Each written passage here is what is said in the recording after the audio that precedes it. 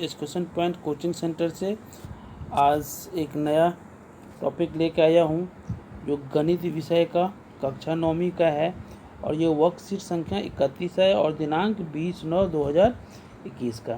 ठीक है, आपको पता ही है यहाँ विद्यार्थी का नाम लिखना है, यहाँ कक्षाध्यापक का नाम लिखना है।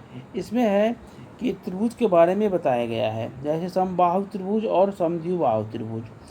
समबाहु त्रिभुज को इक्विलैटरल ट्रायंगल कहते हैं, जिसका तीनों बाहु मतलब भुजा बराबर हो उसको समबाहु त्रिभुज कहते हैं।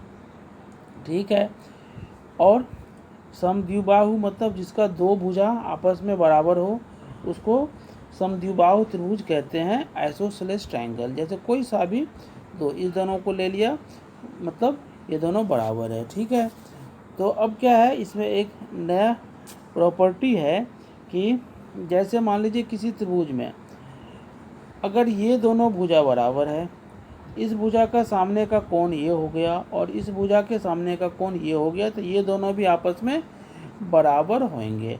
अगर मान लीजिए किसी त्रिभुज का तीनों भुजा बराबर है तो इसका तीनों कोण आपस में बराबर होएगा।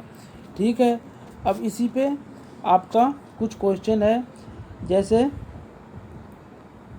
ये पहला प्रश्न है, इसमें है x का मान ज्ञात कीजिए यदि AB बराबर AC है। ठीक है, तो आपको मैंने बोला है कि अगर कोई भुजा बराबर है तो उसका सामने का कोण भी एक दूसरे के बराबर होगा। तो AB भुजा का सामने का कोण हो गया 45 डिग्री और AC भुजा के सामने के कोण के बराबर होगा, मतलब x का मान होगा ये x भी होगा 45 डिग्री। ठीक है, अब अगला प्रश्न है, जैसे इसमें है कि PQ 50 डिग्री है और PR 5 सेंटीमीटर है, तो इसमें कह रहा है जो QR कितना होगा। तो अगर उसी तरह अगर किसी त्रिभुज का जैसे ये कोण इसके बराबर है तो इसका सामने का भुजा भी सामने के भुजा के बराबर होगा। जैसे मैंने पहले बोला था कि किसी त्रिभुज का अगर भुजा बराबर है तो उसका अपोजिट एंगल भी एक दूसरे के बराबर होता है। उसी तरह अगर किसी त्रिभुज का कोण बराबर है तो उसका सामने का अपोजिट भुजा भी एक दूसरे के बराबर होगा। इसी पे ये दोनों थ्योरम पे ये दोनों प्रश्न है। ठीक है, अब अगला प्रश्न है कि y का मान ज्ञात कीजिए यदि EF बराबर EG है। ठीक है, तो EF का सामने का कोण हो गया y और EG का सामने का कोण है 55 डिग्री, तो y भी 55 डिग्री होगा।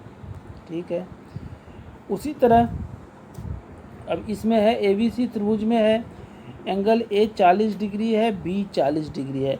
अगर BC 8 सेंटीमीटर है तो BC हो गया एंगल कोण A का अपोजिट का भुजा और B का अपोजिट का भुजा हो गया AC, तो AC भी 8 सेंटीमीटर होगा।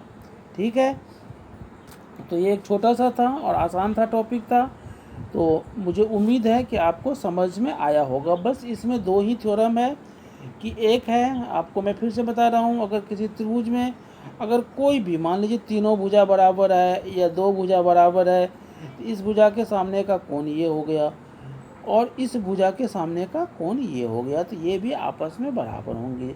अगर मान लीजिए तीनों भुजा बराबर है तो इस भुजा का सामने का कोण ये हो गया, इस भुजा के सामने का कोण ये हो गया और इस भुजा का सामने का कोण ये हो गया, ये भी आपस में बराबर होंगे।